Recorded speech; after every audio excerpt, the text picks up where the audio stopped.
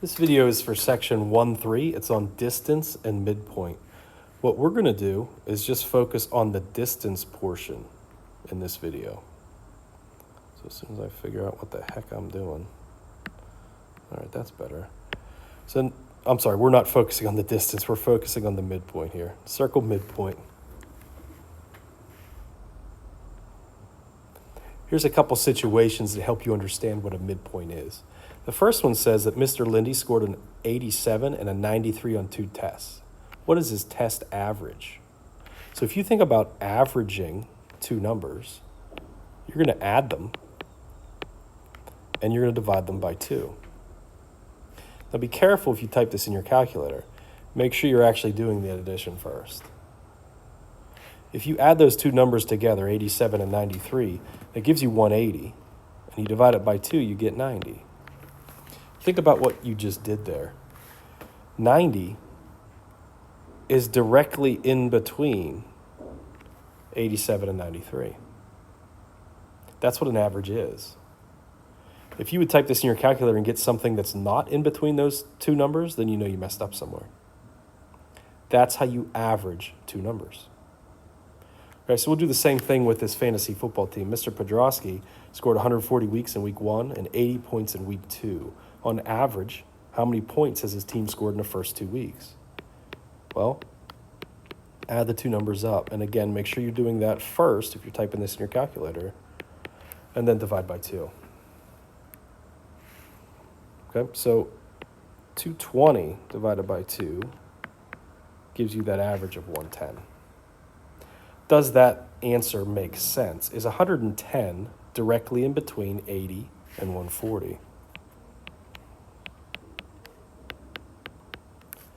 Notice how we have a spread of 30 and a spread of 30. So that makes sense.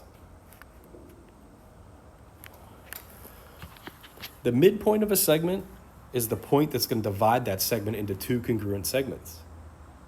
So for example, this blue point down here, M, is the midpoint of segment AB. What that tells you is segment AM and segment MB are congruent segments, and that's indicated by those matching slash marks. Okay, now you can also say that that point M bisects the segment. A segment bisector can be a point, it can be a ray, a line segment, or a plane. It's going to intersect that segment at its midpoint. A midpoint or a segment bisector is said to bisect the segment. So notice how we have that point M.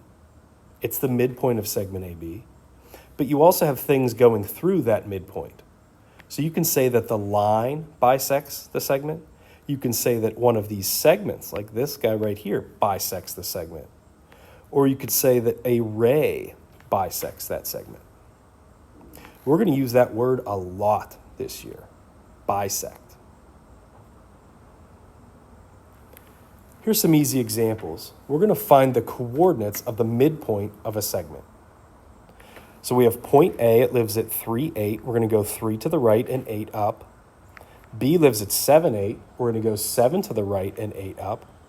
Where would the midpoint live?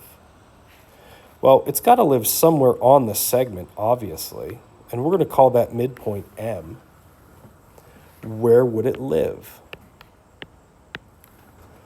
Well, if it's on this segment, notice how these Y values are the same. That means this guy's horizontal. That means the Y value for that midpoint should be 8 as well. Look at the X values of A and B. Those are your endpoints. You have a 3 and a 7. What's directly in between a 3 and a 7? Okay, a lot of you probably know it's 5.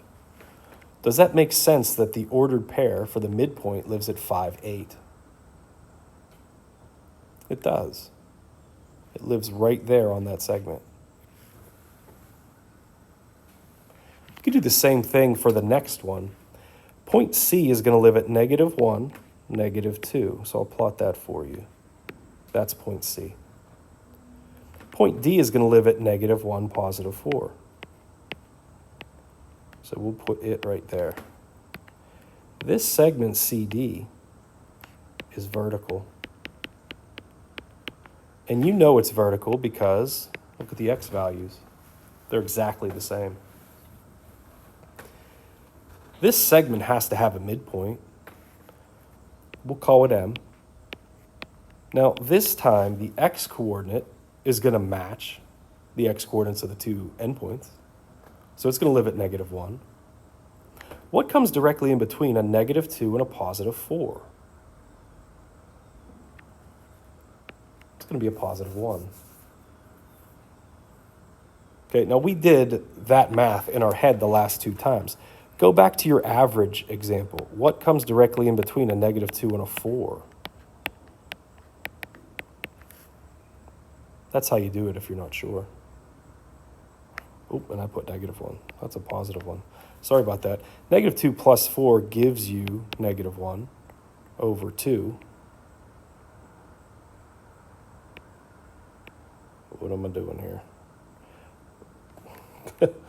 Let's rethink this here. Hopefully you didn't do what I just did. -2 plus 4 gives you +2, and if you divide that by 2, you get +1. That's where this number came from. Finding a midpoint is as simple as averaging. Add your numbers and divide by 2. Okay, so when you see a tougher example like this, that's what's happening. There is a midpoint for this segment. Every segment has a midpoint, but where does it live? Well, let's average our x's.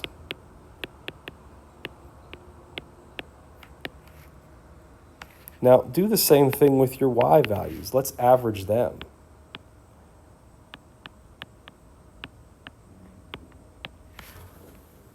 -3 plus 2 gives you -1. And when you divide that by 2, you get -1/2. 5 plus -7 is -2.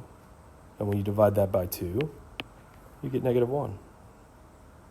Now, if you plot this ordered pair, -1/2, -1, that puts you right here. Does that look like that's a point that's in between your endpoints, E and F? It does.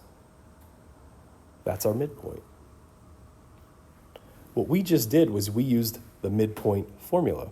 That's theorem 2.6. You add your x's and divide by 2. Add your y's and divide by 2. And that gives you your x value and your y value for the midpoint.